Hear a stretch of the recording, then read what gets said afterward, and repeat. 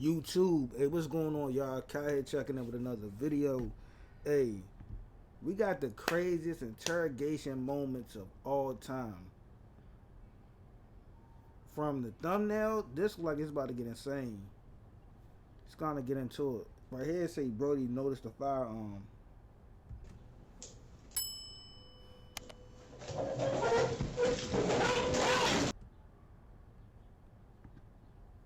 Whoa, hold up, man. Why would you wait till you get down into the jail to want to try some stuff? Like, it goes back to using your brain. Like, bro, you in a jail with all police officers. If you do something to that officer, how you think you're gonna make it out of there alive? Wouldn't it be best to do everything at the time of the crime? Like, all right, you got me red-handed. Ooh, ooh. Isn't that the time to try your move where they don't know who you are? They don't got your information up. You know, your identification card, your driver's license, whatever you give them. They don't have your information to know where you live at, to know who you are, anything. That's the best time to try anything. Why wait till you get caught to try anything? Like, come on. Interrogation rooms hold some of the most horrifying, saddening, and life-changing moments in history. So here are some of the craziest interrogation moments of all time.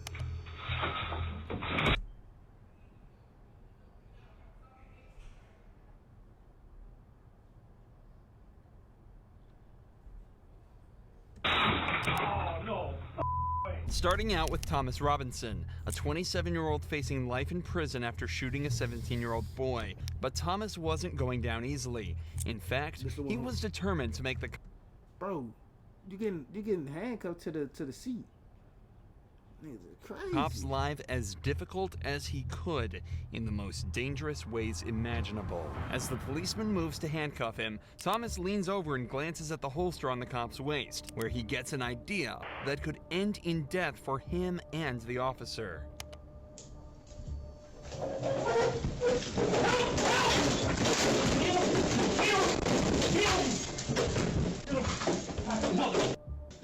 Yeah, I'm good.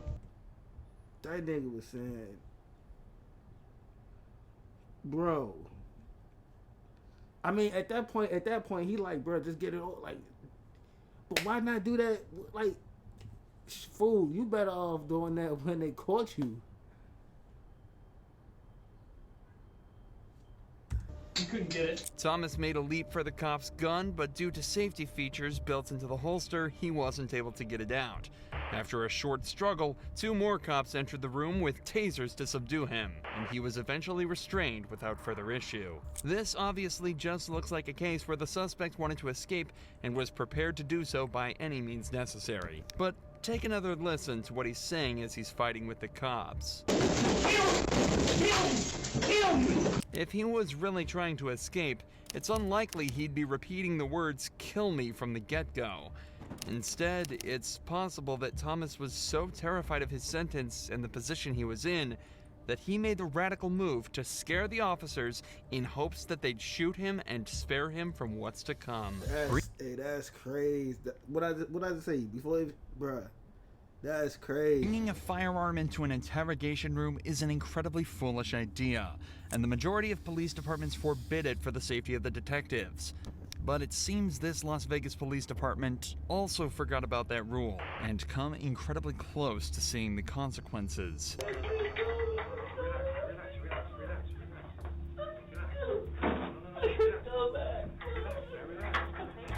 Hey, that sound like a nigga getting his nigga saying he can't go back. Oh man.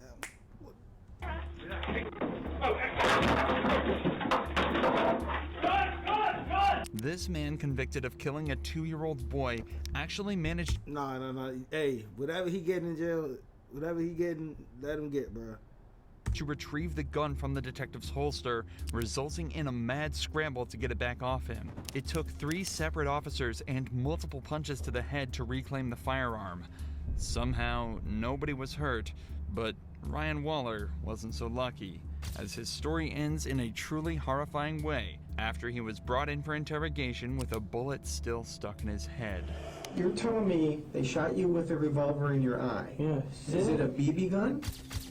No, it was a real gun, man. It was just a revolver. They shot you in the eye. You wouldn't be talking to me right now. It was most likely you'd be dead. But little did police officers know, he was actually telling the truth.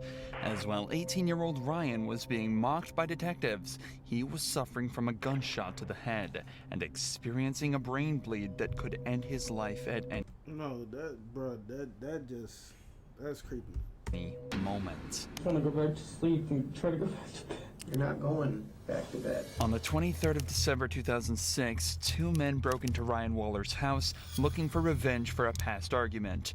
Ryan heard the noise at the door, but when he went to investigate, a hand reached inside and shot him twice in the eye. The two men, Richie and Larry Carver, then entered his house and shot Ryan's girlfriend Heather, killing her instantly. By some miracle, 18-year-old Ryan survived and was able to talk to police when they arrived hours later. Given he'd just been shot in the head, he told them he had no idea what happened, but instead of being taken straight to the hospital, he was taken to the police station and No. You see, his face is like black. That's what I'm saying, bro. Like, y'all just do the most idiotic, the most idiotic, bro. The most idiotic stuff, bro. Dude's face is black. His face is black. And y'all don't take this man to the hospital? I see why the jurisdiction is getting all these lawsuits, bro. Losing.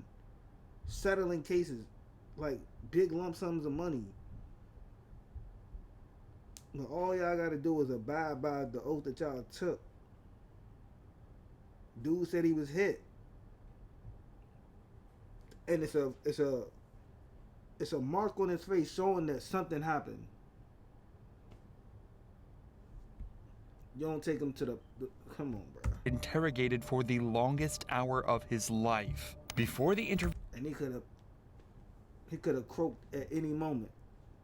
started, Ryan was left in the room alone. He squirmed in pain for 20 minutes straight, and worse Yeah, that's a lawsuit. I hope he gets all the money that you know what I mean, all the money. I hope he gets all the money, bruh. Whatever situation went on at his house, people broke in, he was hit, his girlfriend was hit, her situation, he had to witness all of this. That's even if he was conscious, because he got hit first. Come on, bro. he was handcuffed to the desk and unable to scream for help. Yeah.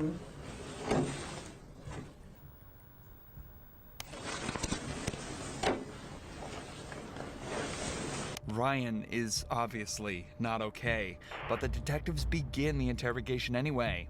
You know why you're down here, Ryan? You have no idea why you're down here? Okay. I don't know what happened, okay? So I'm gonna read you something to make sure you understand your rights, okay? Okay, you have the right to remain silent. Anything you say can't be used against you in a court of law. What's the highest grade you went through school? I don't know. I just want to go home. Oh, you're not gonna go home right now. What's the highest grade that you completed? B? No. Not grade, as in letter grade. I'm asking, did you graduate high school? No. Do you know how to read and write, Ryan? Yeah? The way the detective is talking to Ryan implies that he knows something is wrong. He's raising his voice slightly, slowing down, and talking in very simplified language just as you would a child. Yet even with the massive red mark around Ryan's face and the dazed responses he's giving, the detective still decides that nothing is wrong and continues questioning him. Do you have a girlfriend?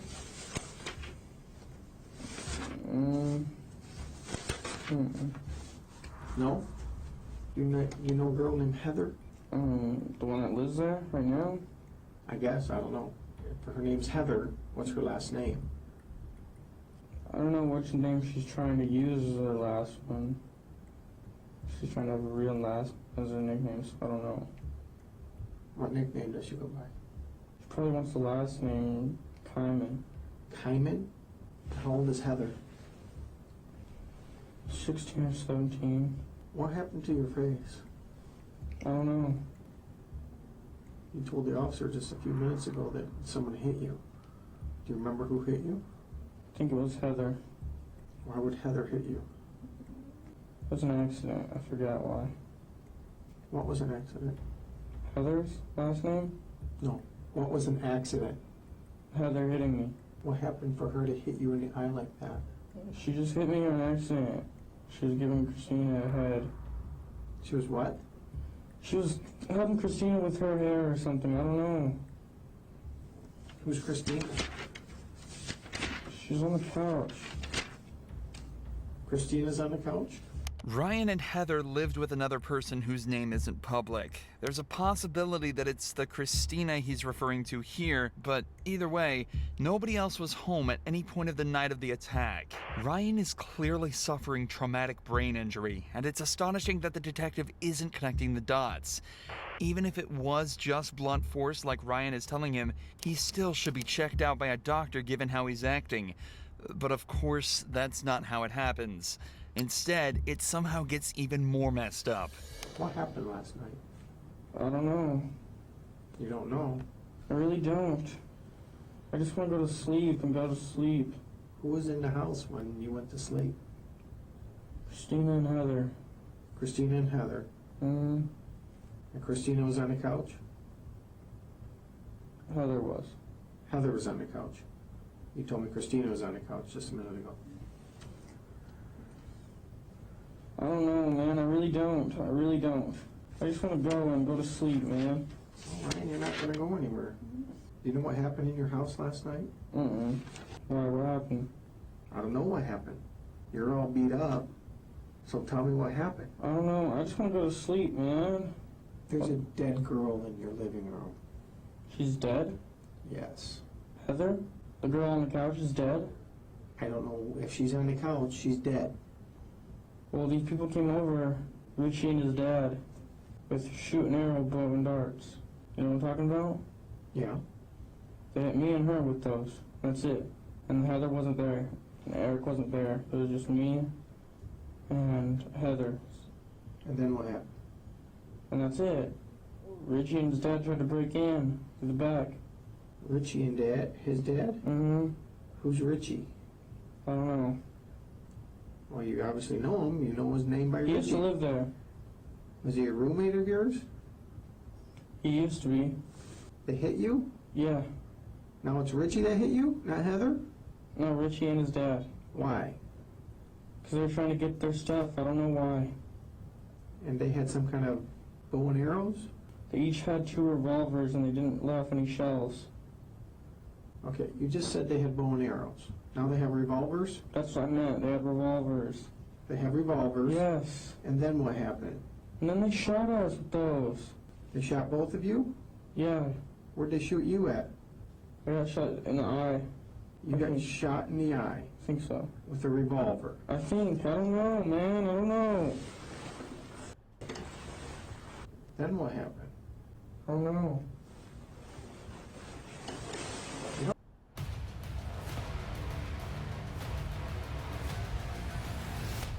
I don't know a lot.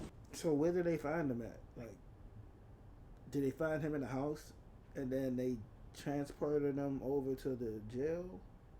Because if they did that, then they definitely all out of. You find Shorty, the girl. You find the girl in her situation. Then you turn around and you find him wherever he was at,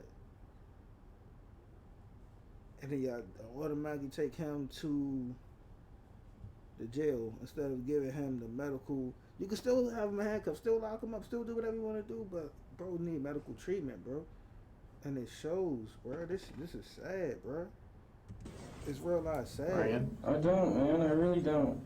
I'd like to see this detective try and articulate himself anywhere near as Ryan is in this situation. He's managed to recount the exact sequence of events as well as the perpetrator's names with the revolver bullet still in his brain. It does sound like an unbelievable story, and that's probably why the cop is essentially laughing at him by now. But that still doesn't excuse any part of what's going on. He's obviously distressed, in pain, and needs to go to the hospital. But he's still more than half an hour away from any form of salvation. Ryan, why don't you tell me what really happened there? Because I don't believe... I really don't know, man. I really don't. I don't know. I can tell you anything, I swear. I want you to tell me the truth. That's all I want from you. Richie and his dad came there.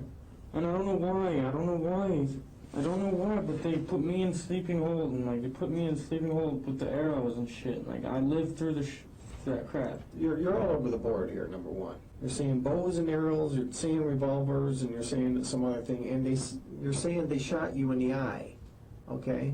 They shot you with a revolver in your eye. Yes.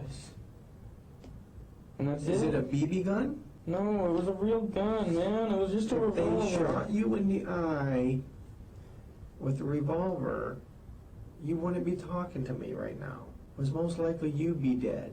That's what I thought too, man. I really don't know. I really don't know, and I just want to go back to sleep and try to go back to bed.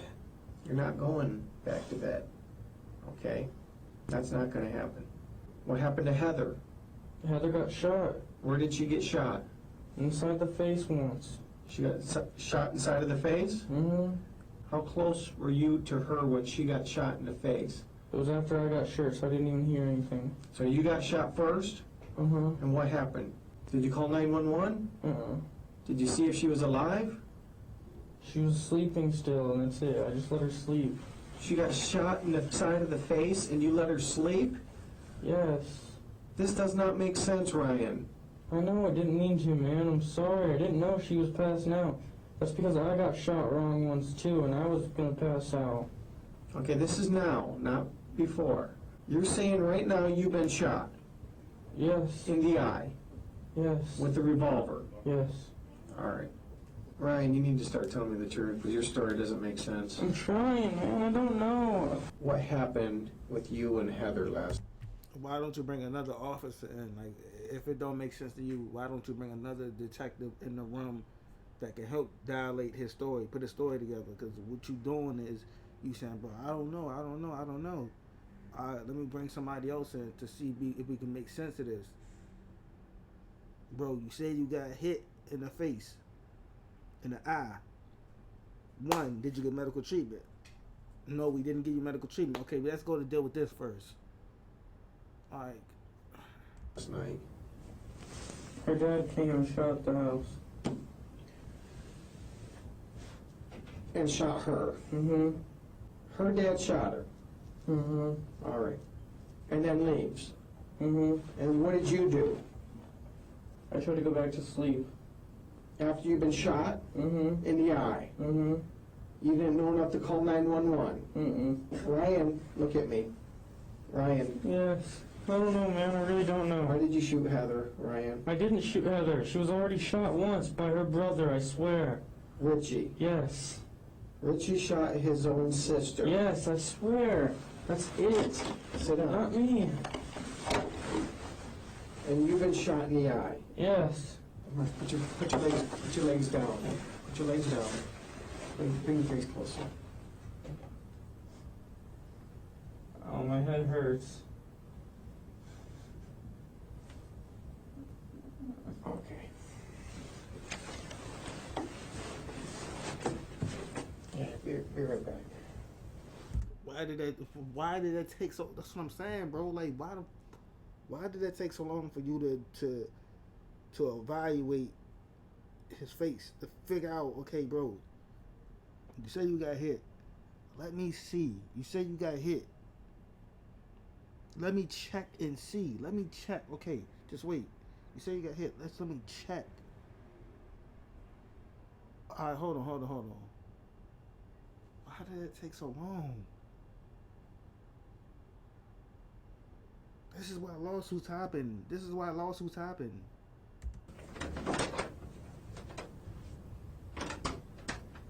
Finally, the detective at least considers the fact that Ryan might be in some form of physical distress. He leaves the room to ask for an ambulance and returns momentarily to try and get a few more details about the shooting. Ryan clarifies that Heather isn't related to Richie or his dad, and that he's got no idea why they attacked him that evening. 10 minutes later, the fire department arrives to take a look at Ryan's injury. And he's acting like he has a serious head injury, which would make sense. What's your name? Confirm. Ryan. Yeah, we'll take them. I don't know why. Yeah, we it's can like- tell. Did that all? Has it been like that before, or just happened tonight? like this for like a day or so. This is Corona Premier. Just 90 calories and 2.6 grams of carbs. It's a light beer that... So it happened, what, the other night? I don't know. You don't know what happened. Were there guns around? This kid Eric did it. I don't know how he did it exactly. I might have been shot. I don't know. Ryan gets his blood pressure taken, and finally, after 56 minutes of unnecessary and ultimately deadly interrogation, he's taken to the hospital. Upon inspection at the hospital, doctors immediately realized his status was critical and that he also had indeed been shot in the eye. They also told his father that he'd contracted an infection that could have been prevented had he received proper care. Ryan stayed at the hospital for 35 days and lost part of his brain and his left eye.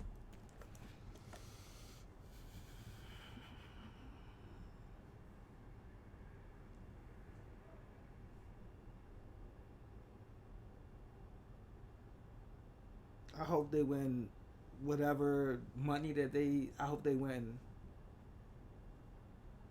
They the victims in the situation. He's the victim in the situation.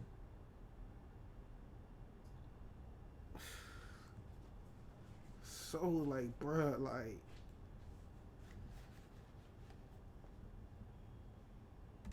this could have been prevented. Worst of all, though, he experienced regular seizures from the day he left the Yeah. Whatever money that they win, they deserve. They deserve. hospital until 2016, when one finally took his life. Richie and Larry Then he passed away.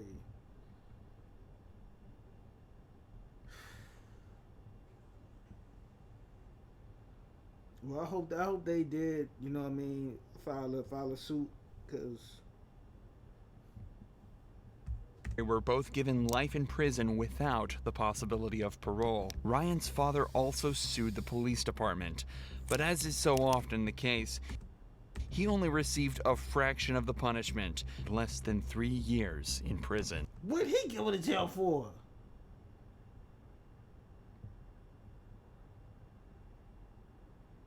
Oh, the detective. I'm about to say. I thought it was Ryan. No, the detective. Okay, I'm about to say. What? Shawty gonna? But, bruh, that's crazy. But they got 15. Okay. Ryan's father also sued the police department, but as is so often the case, he only received a fraction of the punishment, less than 3 years in prison. And I bet he only probably did a year. Probably less than that. COs watching over him. Eating good, big steaks. Prison. Many people believe this officer should be charged with assault and possibly even murder, and that 3 years is absolutely not enough, especially compared to cases like Reed Duran's, who's facing up to 30 years in prison after attacking a cop. Reed was arrested at an elementary school after he was seen pretending to be the father of a kindergartner. Reed was seen to be Pretending to be a father, but ho. Anything come down to kids, hey, ho. acting strangely around the kids and failed to correctly name any of the children there, so he was arrested.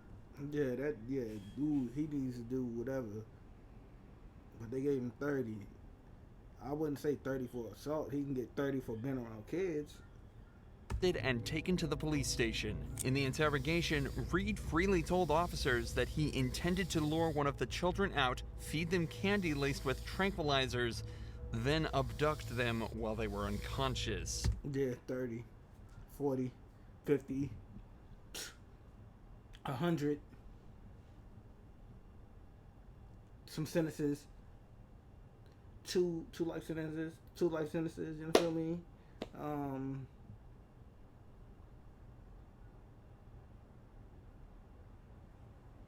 Weird. But after what seemed like an easy interrogation, Reed suddenly decided that the detective had heard enough and made a bid for his escape. Fine, look at a unit up here. Put your hands behind your back now. Okay. You kidding me right now? Reed had picked up a pen and attempted to stab the officer with it, but the officer's reflexes and composure helped him to instantly take him down and restrain him. That, and the fact that the pen isn't the most effective weapon. Either way, Reed was arrested and charged with attempted kidnapping and now a felony count of assault. He's currently awaiting trial and facing up to 30 years in prison. Reed's escape obviously didn't end very well for him, but the story is different for Quantrell. Which hotel? Somebody say which hotel? I'm great at this. Dance your faves in the spa. Schwartzlow, who managed to escape the cops faster than anyone in history. Quantrell was brought in for strangling a girl and assaulting her, a crime he clearly didn't want to be convicted of.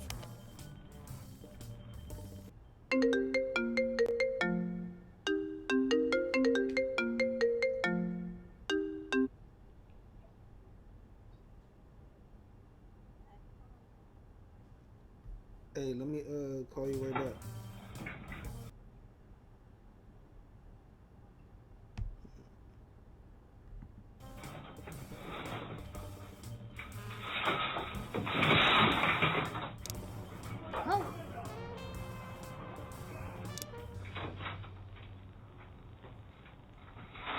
Oh, no. Unfortunately for Quantrell, his handcuffs were a dead giveaway, and he was captured 4 hours later. While it's unknown exactly what happens to Quantrell after, this clip will forever put him in the Interrogation Hall of Fame. However, Ricky Hawthorne took a much more straightforward approach to ending his interrogation, managing to confess in record time. Ricky was found covered in blood near the bodies of Lara Kuchar and Tommy Skeens. Lara had clearly been assaulted. Ricky's DNA was also found at the scene, so police had no worries when bringing him in. Bro, when people do weird stuff like that, bro, like, disgusting, bro. That's it's trifling. Like, it's real life, like, disturbing. Surprisingly though, Ricky would make it even easier for them.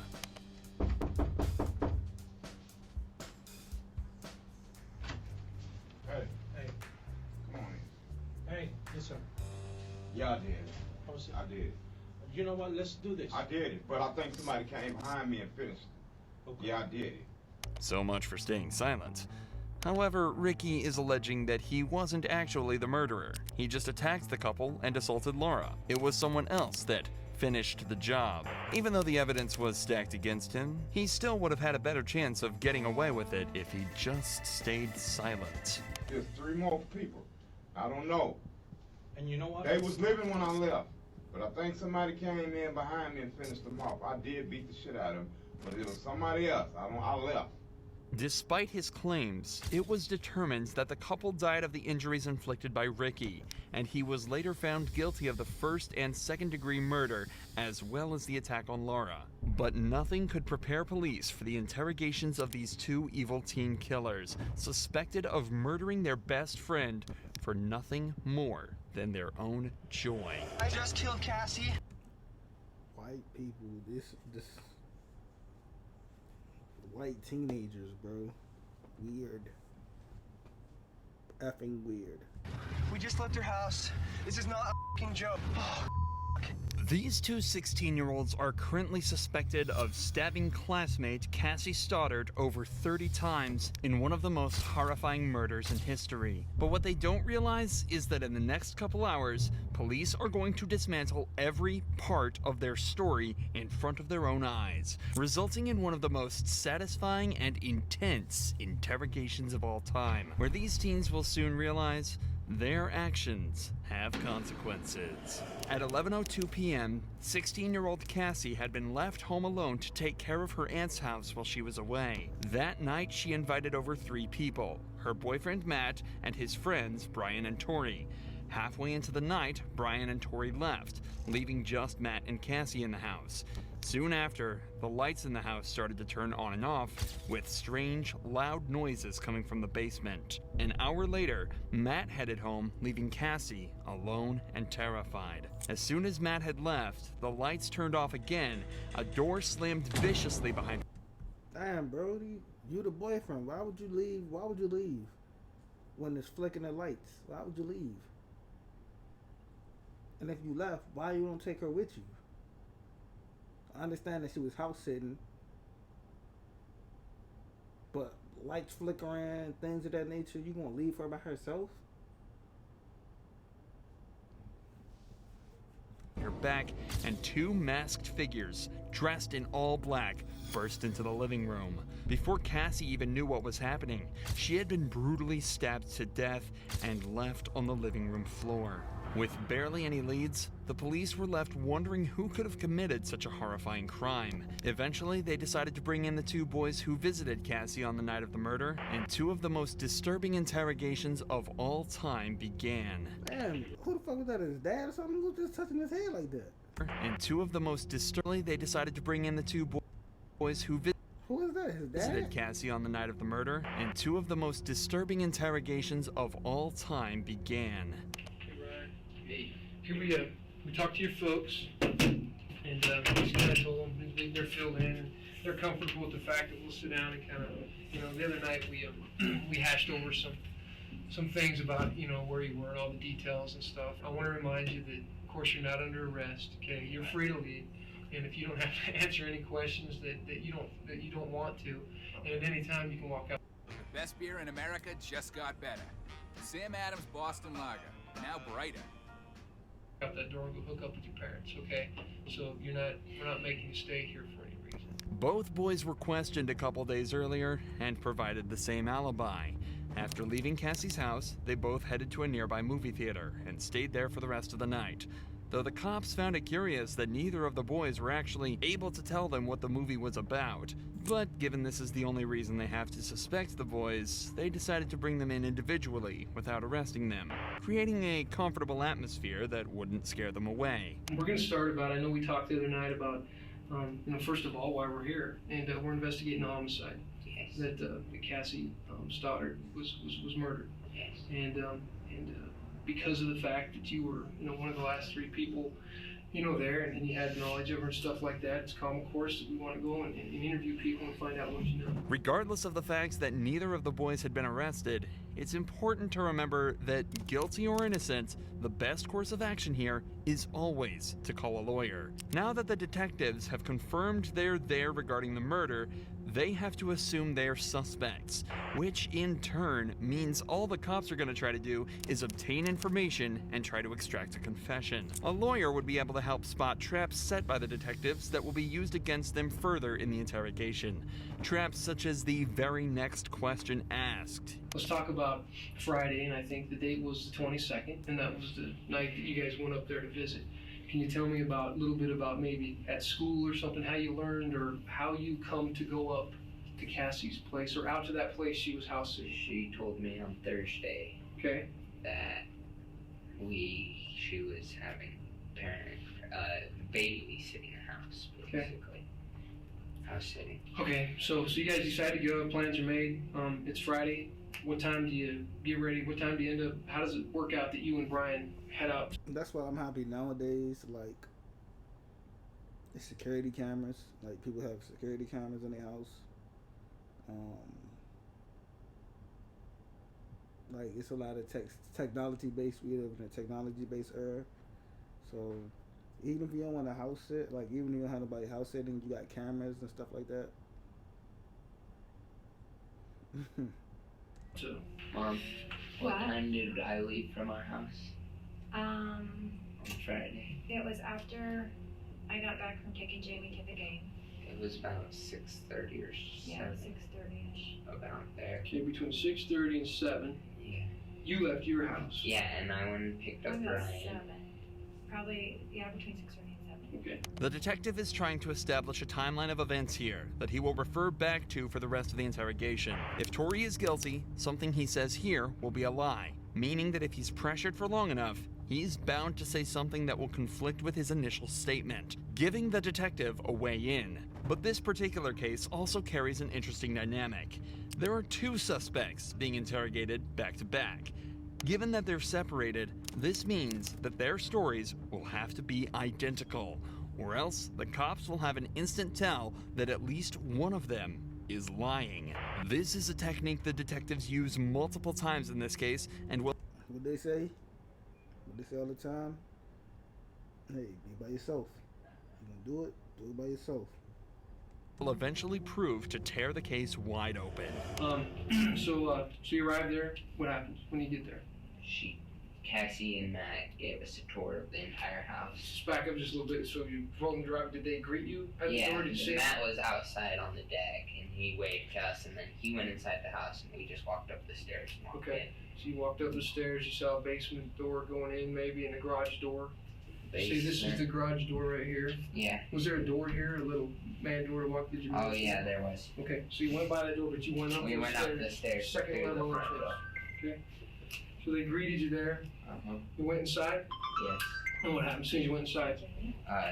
We looked around where the entry hall, and then we got the tour of the entire house. Now, did they take you on that tour? Yeah, they did. They showed us around. Cassie was house sitting her aunt's place on the night of the murder, so there was little chance that any of her friends from school would even know she was there, let alone have the knowledge of the house to be able to gain access and hide for hours undetected. So now that police know that both Tori and Brian were given a full tour of the house, they are instantly more suspicious to them, as they're some of only a select group of people that could possibly have all the information. The detectives then continue on this theme, asking Brian about some seemingly irrelevant points that actually carry some huge weight in this case. They were eating popsicles.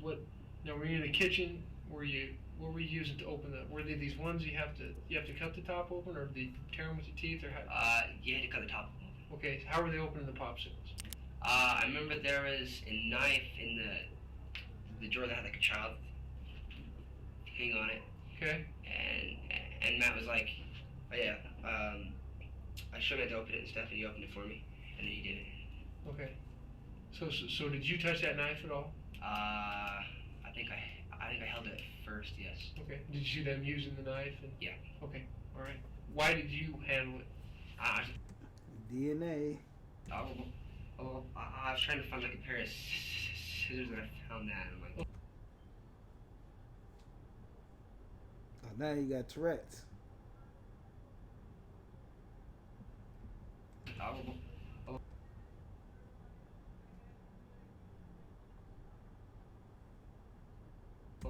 was trying to find like a pair of scissors, and I found that. And I'm like, okay. It's not working. Okay. So I just touched that. The curveball question obviously threw Brian off, but it does provide a reason for why his fingerprints were found all over a knife in the kitchen. However, when the detective switches his attention to the electrical panel in the basement, Brian doesn't get off so easily. So you downstairs, now you got the popsicles out of the freezer downstairs? Is that where you got it from? Yeah, the freezer. That's where they were? All right.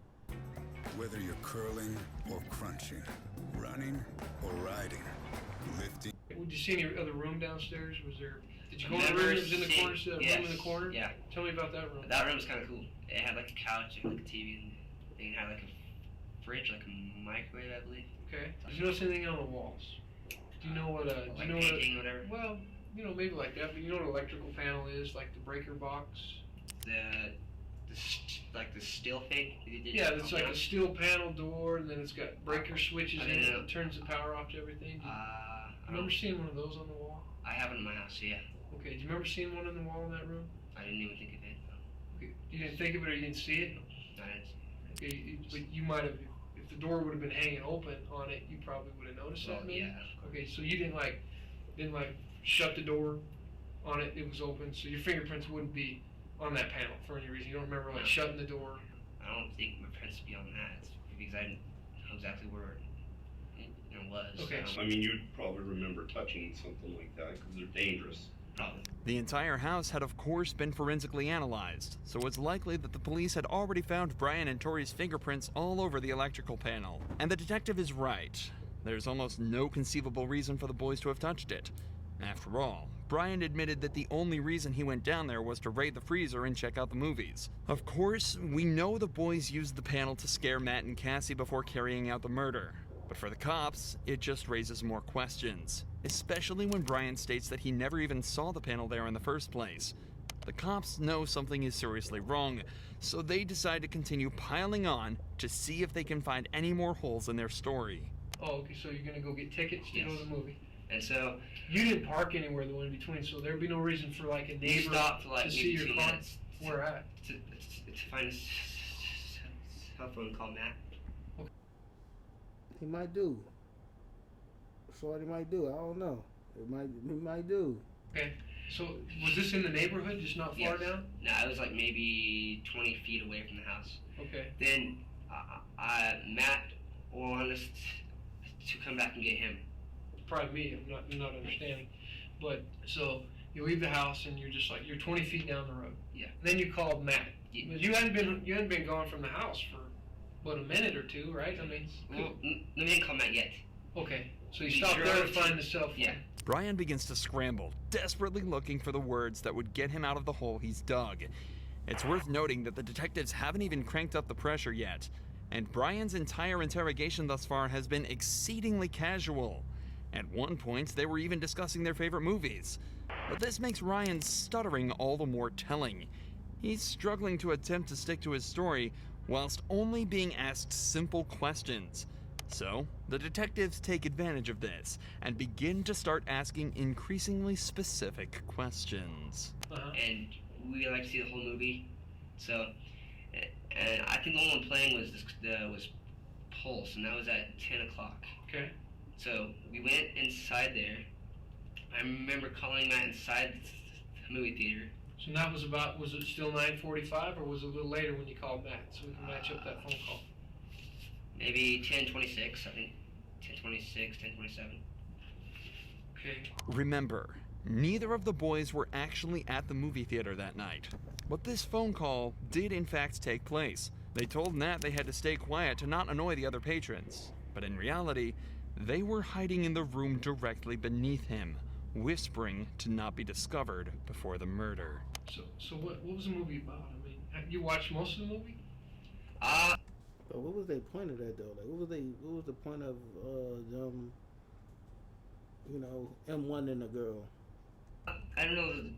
Well, there's a girl there. Okay. I sat. She was maybe 2 seats away from me. Okay. What side of you was she sitting on? My right side. On your right side? Yes. 2 girls, right? There's a girl and she had a friend. Yeah. At least parts of the movie or something. Any characters you can hook us up with to describe somebody in the movie, describe what happened, anything. What's the whole premise or the plot of the movie? What's it all about? Okay, it's about a guy, his wife. I don't want to know what White Noise is about. I want dies. to know what this movie's about. Yes, that's what I'm saying. Okay. And then I remember, you can't really exactly explain the movie because I wasn't paying attention to it. Well, you know what we did yesterday? What? We went and watched the movie. Really? Mm-hmm. So, what is the movie about? I don't exactly know. I remember being really bored. It was kind of You go in a movie, you pay that money to go in a movie and just, I mean, so your story is you didn't really watch the movie. Well, I'm talking to the girls. You're going to pick up at least one image off the screen that you saw. Tell us about one person, describe one person you saw in the movie. What'd they look like? I'm seeing a man and he looked at a TV screen. It had white noise on it. Had the shh thing. And that's all you saw, the whole movie. So how long do you think you were inside that movie theater? Total, grand total. We were there for maybe 2 hours. 2 hours? You were inside that movie theater? Maybe and you don't remember not one detail to help us out. We're trying to help you out. Yeah, I know. That's why I want to tell you. Now that Brian is being pressured by the detectives, his story is starting to fall apart even more. Yeah, because he mentioned the movie theater that he wasn't at. Should have said a mall. Could have said we went to the arcade. Bro, you could have said a million things, cuz you just got your ass trick bag. Hey, they put your butt in a trick bag, Brody. Well, you put yourself in there because you the one that said something about a movie theater. Yeah, we went to go to the movie theater. Then they said, oh, funny thing about that, we seen that same movie yesterday. If you gonna lie, say you went to a movie theater, at least say, hey, you could have went to a movie theater earlier. Like, it's like whatever day that was, you could have said Monday we went and still remember things from the movie, bro.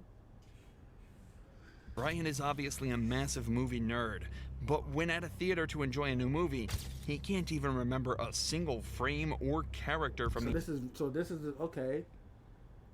Horror films. What's that? Friday.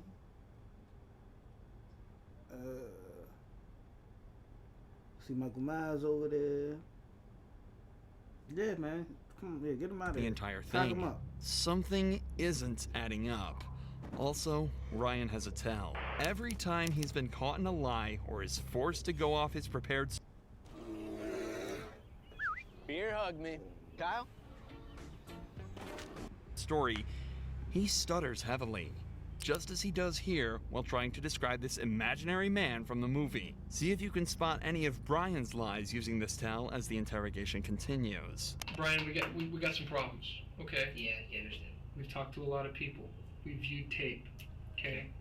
And I'm here to tell you, you didn't go to the movie. Okay. You were not at that movie theater, okay? Now, that's neither here nor there.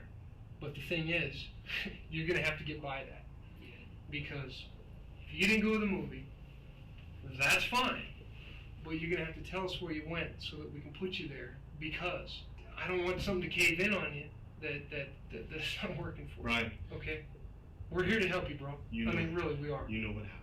The detectives here are trying to take a softer approach, stating that they are there for Brian to try and help him out of the hole that he knows he's in. This technique is considerably more effective when used on juveniles, but Brian doesn't fall for it.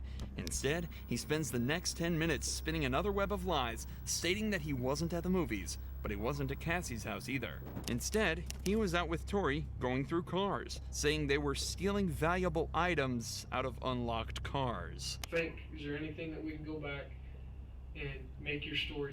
Damn, shorty banged them. We was stealing. We was breaking in cars. Fit. Wild guy. There wasn't anything in the cars. There was a mother that was yelling and at like her kids or something. And then she walked outside and then we kind of scurried off early, because of people there. In Tori's interrogation, he also used this excuse, but was equally as convincing. When you went into these cars, so you can't give us like a color of a car. I got like a the first white one. Okay, a white one. I can't remember what kind it was. Though. Because of their terrible delivery of the lies and all of the evidence that had already been found at the house, the detectives essentially dismiss the story and loop straight back to the murder. There's nobody that's gonna see you guys sneak back into the house. No. That didn't happen. No. And there's nobody that's gonna see you around the house on Saturday. No. We're not gonna find those people. No. We were at our house at all. Did you have anything to do with the murder? Did you have anything to do with the murder of Cassie? No. No, I did not have anything to do with the murder of Cassie. Tori? No. Do you love Cassie? Like, love as a friend or love like... You kind of have a crush on her a little bit. Did you have a crush on her a little bit? I did. And I was about to ask her out, okay. But then Matt did. Out of nowhere, Brian gives a motive for the crime. Up until this point, it seems as though Cassie had been selected completely at random. In fact, the pair had recorded a video prior to the murder where they even said they felt sad about what they had to do. We found our victim and she's our friend. But you know what? We all have to make sacrifices. Our first victim is going to be Cassie Stoddard. She's going to be alone in a big, dark house out in the middle of nowhere. How perfect can you get? I'm horny just thinking about it. Hell yeah. But while Brian has a motive, it was still unclear what Tori's motive would have been. That was until he said this. You know that Matt, her boyfriend, was going to be there too? Yes. So, and you're also familiar with him? Yes. Friends with him? I hated him last year. The suspects have a reason why each suspect would want to kill Cassie. Brian is jealous of Matt, and Tori simply hates him. Perhaps Matt was the next person on their list. Either way, the detectives have set all their traps and have gathered everything they need to finally start zeroing in to extract a confession. Somebody has got you mixed into something, regardless of what level you're mixed in, to something that you do not want to be involved in. You don't want to be involved in this. Okay? Cassie is dead. She's not supposed to die, but she does. And you know what? I think you see it. I don't know if you're there. I don't know if you're on top of it. I don't know if you freak out and you do it. I don't know if Tori does it, but you know something? Crazy. You're there. I can see it. I know by the evidence that we have that you're there. Okay? I was there before. Either it's you or it's Tori. Well, I don't know who it was, but I did not go back to the house that night, I swear. One other thing I want to touch upon that night when you're out messing around, that's why I asked you earlier, just take any masks with you. Because we have some indications that you had some Halloween type, scary mask or something. You guys playing around with those at any point in time? Or? We bought one earlier.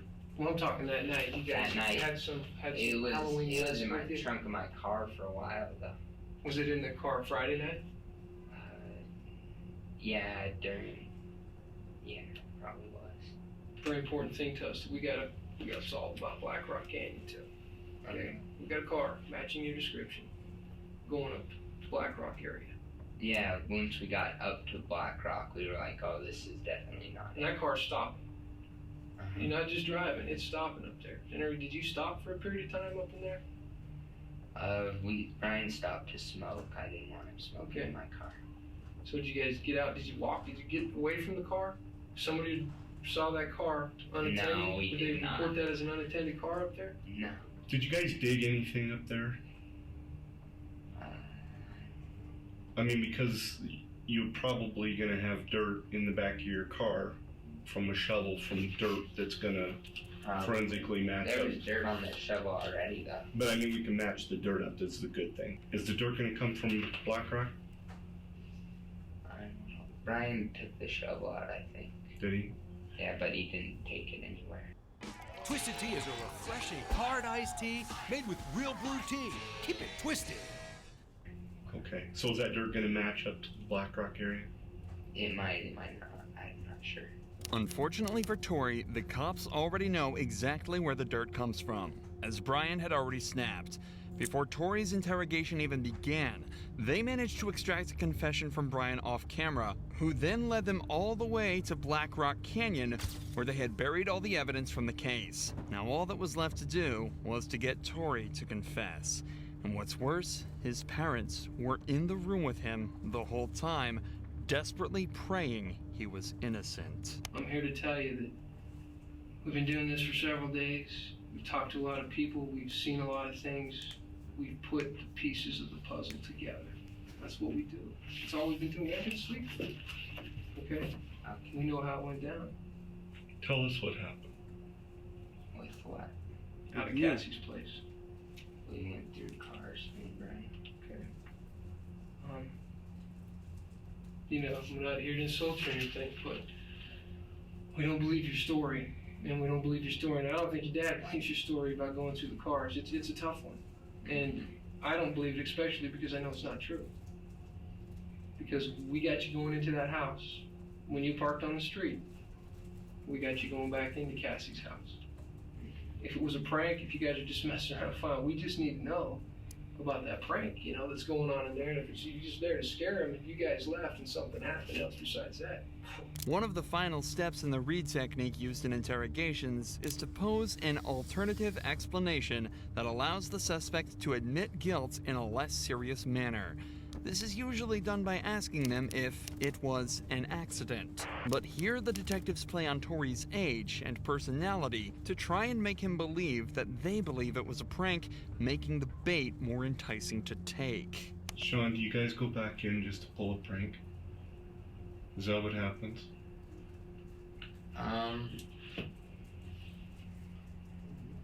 You're into that kind of stuff. I mean, for all intents and purposes, and tell me if I'm screwed up on this.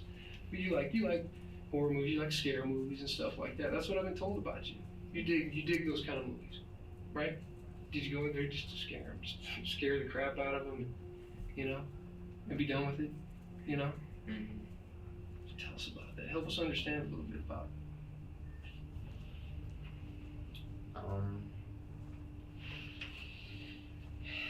Take a deep breath and do it, bud.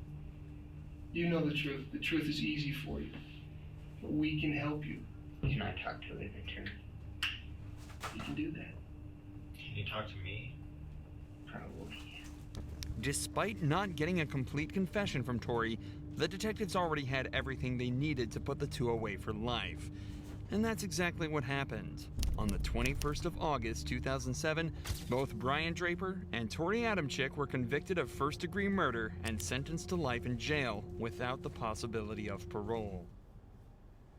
That's crazy. That's tough.